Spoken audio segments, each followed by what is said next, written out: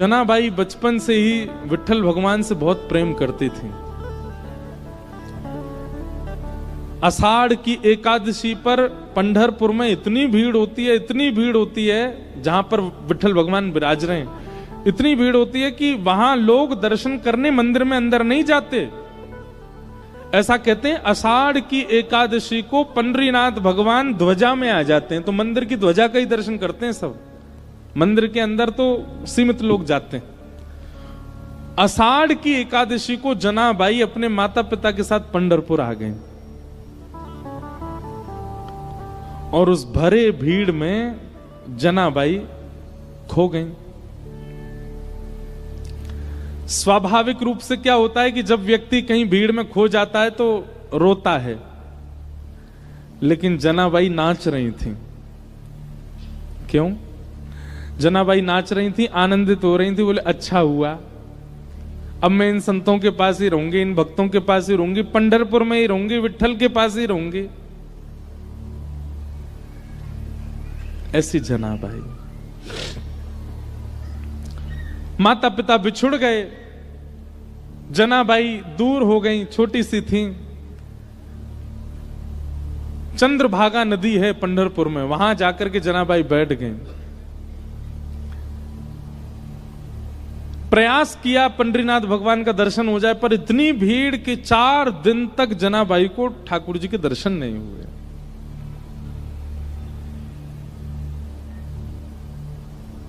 चार दिन तक तो सह लिया, लेकिन 4 दिन बाद जनाबाई रोने लगी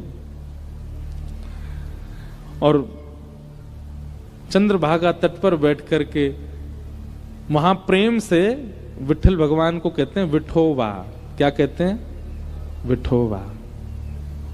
जैसे हमारे यहाँ कान्हा, कनुआ, गोपाल, ऐसे पंढरपुर में विठोवा। रोने लगी जनाबाई, विठोवा कब मिलोगे? विठोवा मुझसे क्यों नहीं मिल रहे हो? विठोवा देखो मैंने सब तो छोड़ दिया आपके लिए, आप क्यों नहीं आ रहे मेरे पास? देखो ना विठोवा, मैं मेला में खो गई, माता पिता मुझसे बिछुड़ गए, मैं फिर भी दुखी नहीं हुई, क्योंकि मुझे पता था आप मिलोगे मुझे, क्यों नहीं मिल रहे हो? इतना रोई कि उनके अश्रुओं का जल बह करके चंद्रभागा जी में जाने लगा। तभी चंद्रभागा जी ने कृपा की और श्री नामदेव जी महाराज को वहां भेज दिया। नामदेव जी पंडरीनाथ भगवान के परम भक्त हुए। मैं ज्यादा विस्तार में नहीं कहूंगा, बहुत बड़ी कथा है, मैं थोड़ी सी एक बस रास बता दूं। रास किसे कहते हैं? नामदेव जी ने देखा छोटी सी बालिका रो रही है, विठोवा कब मिलोगे? विठोवा कब मिलोगे? नामदेव जी उस बालिका से बोले, लाली तुम कौन हो? बोले मेरा नाम जना है। तुम्हारे माता पिता कहाँ हैं? बोले वो तो खो गए, मिले नहीं। तुम्हारा घर कहाँ? बोले मुझे नहीं जाना, मेरा घर पंढरपुर ही है। विट्ठल रुक्मणी ये मेरे माता पिता। और जनाबाई पता क्या कहती थी? मेरे पिताजी रुक्मणी है, मेरी मां विट्ठल है। वो उल्टा बोलती थी। देखो कैसी भावना भक्तों की। वो ठाकुर जी को अपनी मैया बोलती थी। इसीलिए पंढरपुर में विट्ठल भगवान को कहते हैं माउली। क्या कहते हैं? माउली। माउली मतलब मैया। जनाबाई कहती रुक्मणी मेरी पिता हैं और विट्ठल मेरी मैया है। उनका ये भाव सुनकर के नामदेव जी के नेत्र सजल हो गए। कितनी सुंदर भावना। और छोटी सी जनाबाई का हाथ पकड़ करके नामदेव जी, चलो मेरे घर रहना, तुम वहीं चलो। और अपने घर ले आए। नामदेव जी के यहां नियम था, रोज शाम को कीर्तन होता था और उस कीर्तन में अनेक वैष्णव आते थे, चारों तरफ घेर के बैठते। बीच में नामदेव जी बैठ के गाते, मृदंग बजती, कांसे बजते, बढ़िया लोग उछल उछल करके नृत्य करते। लेकिन बहुत ध्यान से सुनिएगा, सबको कीर्तन दिख रहा था, सबको नृत्य दिख रहा था, सबको नामदेव जी गाते हुए दिख रहे थे, लेकिन दूर बैठी जनाबाई देख रही थी। तभी उसने क्या देखा? सुंदर पीतांबरी पहने, मत्स्याकृत कुंडल धारण किए, सुंदर मुकुट धारण है, कमल जैसे नेत्र हैं और अपने कमर पर हाथ धर करके नाचते हुए, नृत्य करते हुए श्री पंडरीनाथ आ रहे हैं। और बीच कीर्तन में उछल उछल करके पंडरीनाथ नृत्य कर रहे हैं। जनाबाई ने जैसे पंडरीनाथ को देखा, दौड़ करके भीड़ के बीच में गई। ठाकुर जी उछल उछल के नाच रहे थे। जनाबाई सबको कहती, अरे देखो विठल नाच रहे हैं, देखो विठोबा नाच रहे हैं। अब छोटी बच्ची जान के सब बोले, हाँ नाच रहे हैं, नाच रहे हैं, पर दिख किसको नहीं रहे थे। खूब रोए और खूब ताली बजाए। ठाकुर जी ज्यों ज्यों उछल के नाचे, जनाबाई ताली बजाए। कीर्तन विश्राम हुआ, ठाकुर जी चले गए। रात भर सोई नहीं, कुछ खाया नहीं, सोचती रही कैसे नाच रहे थे, कैसे आनंद कर रहे थे।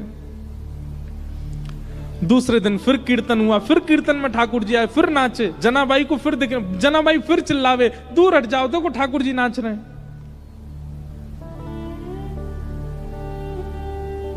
4 दिन 5 दिन रोज ठाकुर जी जनाबाई को दिखे।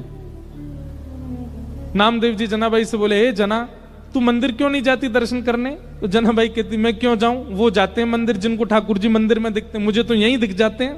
आप जब कीर्तन करते हो वो यहीं आते हैं, मैं तो यहीं देख लेती हूं उनको, मैं क्यों जाऊं मंदिर? नामदेव जी बोले, इस बालिका में कुछ तो है, इसको सच में दिखते हैं पंडरीनाथ। एकादशी का दिन आया। एकादशी को लाखों की तादाद में लोग जाते हैं वहां दर्शन करने।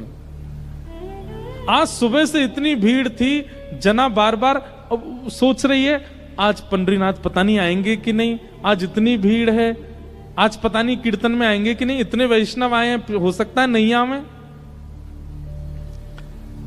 बहुत व्याकुल थी, घबराहट हो रही थी जना को। जैसे ही कीर्तन प्रारंभ किया नामदेव जी ने, बहुत देर हो गई ठाकुर जी नहीं आए। जना बोली, मुझे पता था आज नहीं आएंगे, बहुत भीड़ होगी। आज पहली बार जना ने मन बनाया, मैं मंदिर में जाके दर्शन कर आऊं, वो नहीं आ पाए तो मैं चली जाऊं। और जैसे ही जना अपने स्थान से खड़ी हुई, तभी क्या देखती है, कस्तूरी की सुगंधी आने लगी। जना ने नेत्र खोल के घुमा के देखा तो ठाकुर जी उछलते उछलते आ रहे थे, नृत्य करते हुए आ गए कीर्तन में और फिर से नृत्य करने लगे। जना इतनी प्रसन्न हो गई, मेरे लिए ठाकुर जी आ गए। लेकिन पहले जितना रो रही थी उससे अधिक रोने लगी। क्यों?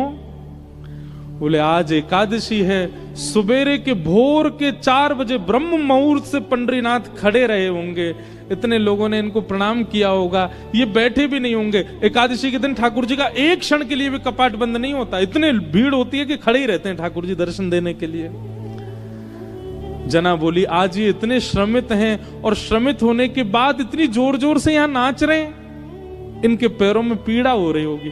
तो जनाबाई क्या करती, नामदेव जी धीमे कर दो गति कीर्तन की, क्यों आप जोर से गाओगे ठाकुर जी बहुत जोर से उछलते हैं, फिर आप गति धीमी कर दो, आप गति शांत कर दो।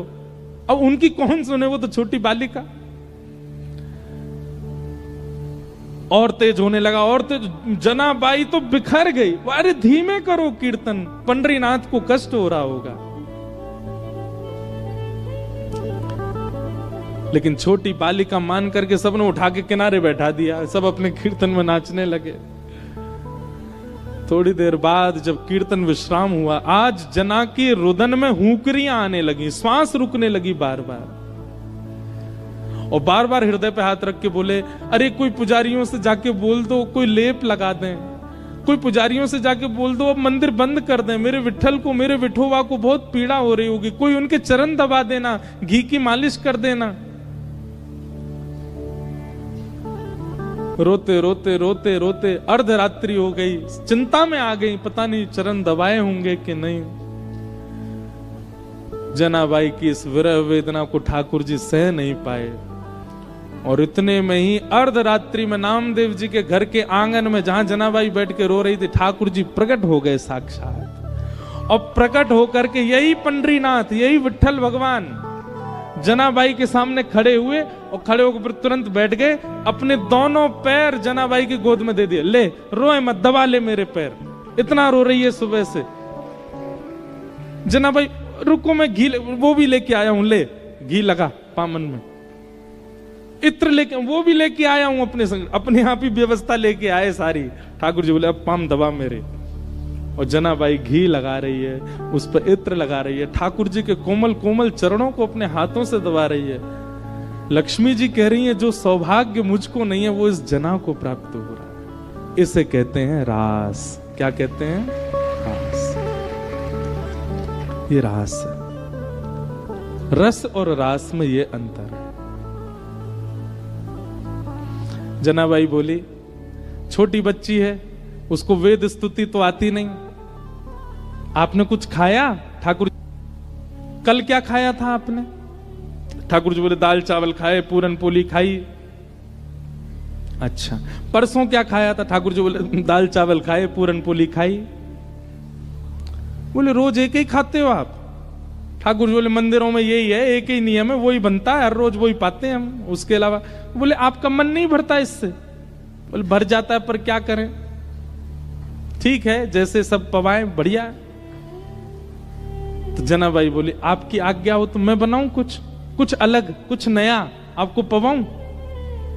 ठाकुर जी बोले अर्धरात्रि को? बोले हाँ मैं बना दूंगी, मुझे अच्छा बनाना आता है।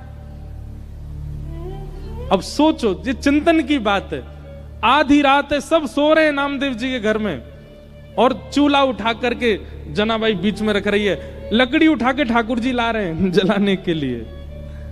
ठाकुर जी लकड़ी लगा रहे हैं, जनाबाई कह रही है फूंकनी से फूंक मारो तो बढ़ेगी वो। ठाकुर जी फूंक मार रहे हैं। मां पतीला रखा है, बिठोवा लेके आओ, तो ठाकुर जी लेके आए। जनाबाई धो रही है, दोनों मिलकर के प्रसादी बना रहे हैं। जनाबाई बैठ गई, छोटे छोटे हाथों से छोटी छोटी रोटी बना रही है, रोटी बना के रखती है। ठाकुर जी के लिए दाल बनाई, कढ़ी बनाई, जो नए नए कुछ सामग्री बनाई, परोस दी सामने। ठाकुर जी को पवाने लगे। इतने प्रेम से ठाकुर जी पाते।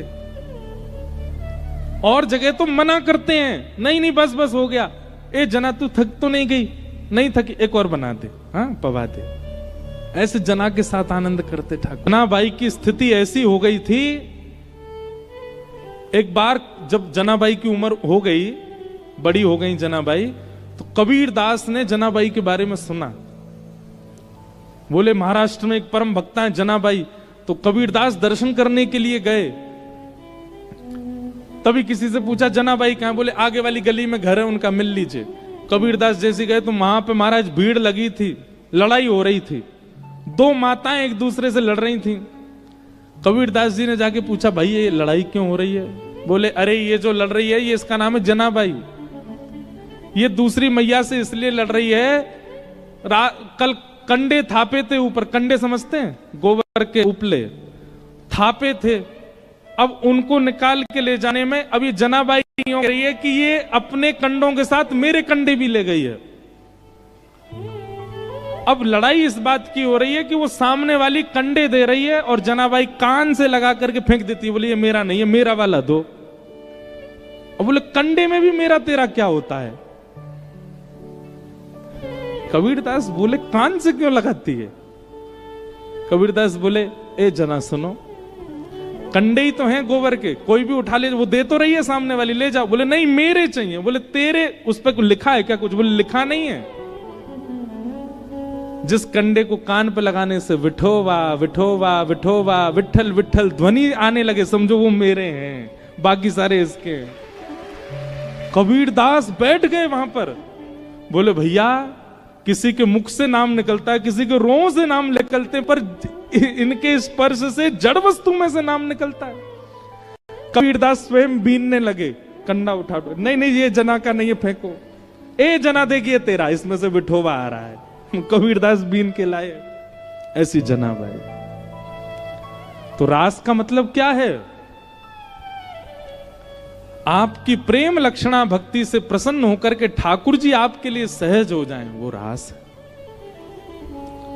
हम सब कथा किस लिए सुन रहे हैं? हम सब नाम जप क्यों कर रहे हैं? हम सब सारी स्थितियों में क्यों हैं? ताकि कभी हमको रास का अनुभव हो।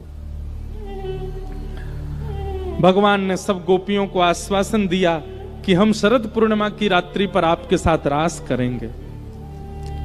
आज शरद पूर्णिमा की रात्रि प्रकट हुई, सब गोपियां विचलित हो गईं। आज तो ठाकुर जी ने हमको बुलाया था, तभी ठाकुर जी ने अधर पर वेणु रख करके जैसे रव करना प्रारंभ किया, वो ध्वनि गोपियों के कानों में स्वर के रूप में नहीं जा रही है, शब्द के रूप में जा रही है। चल गोपी जल्दी कर, कन्हैया तेरी बाट निहार रहे हैं। बंधुओं, ये गोपियां कौन हैं? ये कोई स्त्रियां नहीं है, ये युगों से कृष्ण प्राप्ति के लिए भजन कर रहे सब ऋषि महर्षि हैं। द्वापर में राम जी की इच्छा से गोपी बन के आए हैं, अब वो इच्छा क्रम बड़ा, ये सब गोपी बन के आए। ये सब गोपियां युगों युगों से तपस्या कर रही हैं ठाकुर जी की प्राप्ति के लिए। आज ये सब गोपियां जैसे ही वेणु रव सुनती हैं, दौड़ी हैं अपने घरों से ठाकुर जी से मिलन के लिए।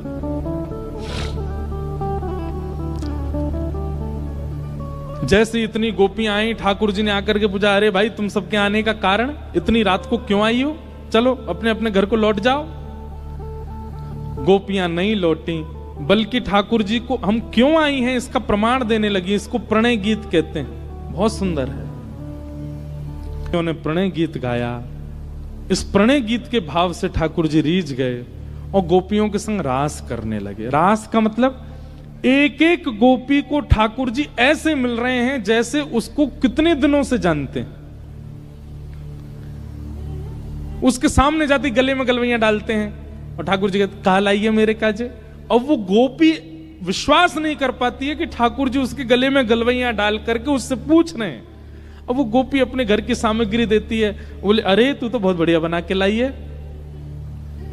फिर दूसरी गोपी के पास जाते हैं, अरे गोपी चल मेरे संग नृत्य कर ले, उसके संग नाचने लगते हैं। फिर तीसरी गोपी के पास जाते हैं, अरे तो इतने पसीना काहे को आ रहे हैं, अपने ही पटका से पहुंच देते हैं। मतलब लेकिन बिना गुरु निर्देश के ठाकुर जी मिल गए, बिना गुरु आज्ञा के ठाकुर जी मिल गए, बिना गुरु कृपा के ठाकुर जी मिल गए। इसलिए वह हुआ जो नहीं होना चाहिए था। इतनी सहजता ठाकुर जी की हुई कि गोपियों के चित्त में मान आ गया। और जैसे ही गोपियों के चित्त में मान आया कि हम तो बड़ी सुंदर हैं, ये हमारे रूप पे मोहित हो गए, ठाकुर जी उन सब गोपियों के बीच से अंतर्ध्यान हो गए।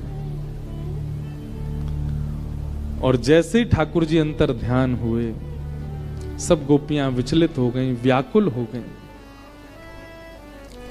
और व्याकुल स्थिति गोपी पुकार करके कहो, हे सुन राधिका दुलारी, सुन राधिका दुलारी, तेरे द्वार का भिखारी, तेरे द्वार का भिखारी, तेरे श्याम का पुजारी, एक पीड़ा है हमारी,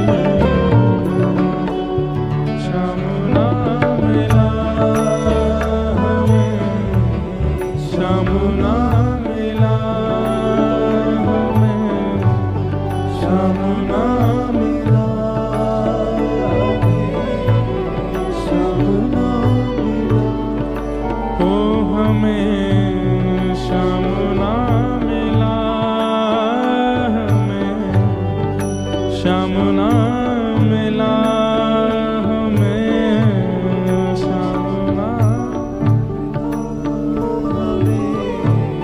श्याम ना मिला।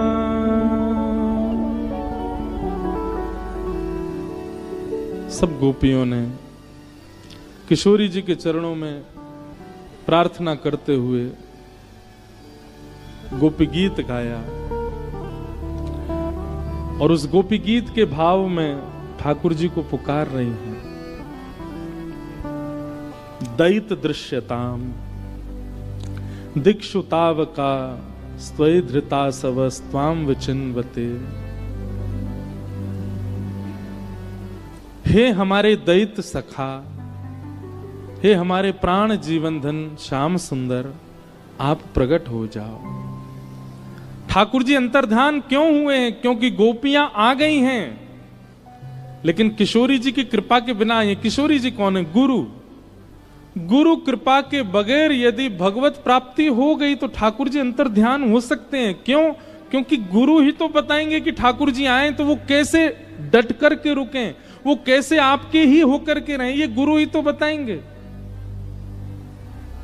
और जब ठाकुर जी अंतर्ध्यान हो गए तब गोपियां किशोरी जी की शरण में गईं और किशोरी जी की कृपा से गोपी गीत गाया, जिस गोपी गीत से ठाकुर जी पुनः प्रकट हो गए। कि ताशामाभिर्भूत सौरी स्मयमाय मुखाम्भुज पीतांबरधरश्रगवे साक्षान मन्मथ मन्मथ। ठाकुर जी गोपी गीत के बाद पुनः प्रकट हो गए। एक बात मैं यहां कहता हूं कि जो गाना जानता है ना ठाकुर जी को वही पा पाएगा। इसका मतलब यह नहीं है कि जिसके पास स्वर नहीं है उसको मना कर रहा हूं मैं, नहीं। जो भाव लिखता है, जिसके भाव प्रकट होते हैं, तुरंत कोई भाव प्रकट करके ठाकुर जी को रिझाने के लिए बना के गा देता है। हां, उसमें लोक रंजन की भावना नहीं हो, संसार के लोग उससे रीझें, ऐसी भावना नहीं, केवल ठाकुर जी के लिए लिखता है और गा करके सुना देता है। ऐसे व्यक्ति को ठाकुर जी बहुत जल्दी मिल जाएंगे। इसलिए हम तो निवेदन करते हैं कि अगर कृष्ण भक्ति में आप आगे आ चुके हो, वृंदावन का नाम सुन के ठाकुर जी का दर्शन करके नेत्र सजल होते हैं, कलम उठाइए और कुछ लिखा कीजिए। अपने हृदय के भाव एकांत में, वो किसी को नहीं दिखाने, केवल ठाकुर जी को सुनाने, प्रस्तुत किया करो।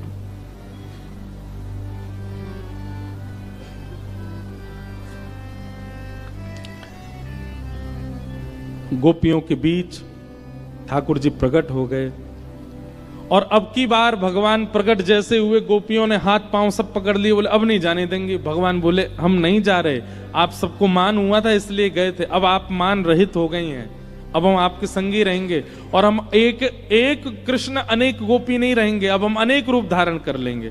जितनी गोपी उतने ठाकुर जी ने रूप धारण कर लिए और वृंदावन में अब रास नहीं, अब महारास हो रहा था। एक एक गोपी के लिए ठाकुर जी प्रकट हो गए, महारास हुआ। देवादिदेव शंकर भी आए, ब्रह्मा भी आए, चंद्र भी आए, सूर्य भी आए, सब आए। पूरे वृंदावन में यमुना के तट पर रास बिहार हुआ। चंद्र किरण सा श्याम सलोना, दो आंखें कजरारी। चंद्र एक पंक्ति गाएंगे बस। श्याम सलोना, रास बिहार हो रहा है, महारास बिहार। ओ चंद्र किरण सा श्याम सलोना, दो आंखें कजरारी। चंद्र किरण सा श्याम सलोना, दो आंखें कजरारी। ओ ठुमक ठुमक नाचे गोपियन के संग, जग का पालन हारी। ठुमक ठुमक नाचे गोपियन के संग, जग का पालन हारी। ओ रास बिहारी संग राधा सुकुमारी। रास बिहारी संग राधा सुकुमारी। रास बिहारी संग राधा सुकुमारी। रास बिहारी संग राधा सुकुमारी। ओ ब्रज में विराज रे, श्याम संग राधा नाचे रे। श्याम संग राधा नाचे। ओ श्याम संग राधा नाचे। श्याम संग राधा नाचे। राधा नाचे, कृष्ण नाचे, नाचे गोपी जन। राधा नाचे, कृष्ण नाचे, नाचे गोपी जन। क्योंकि मन मेरा बन गया सखीरी, पावन वृंदावन मेरा बन गया सखीरी,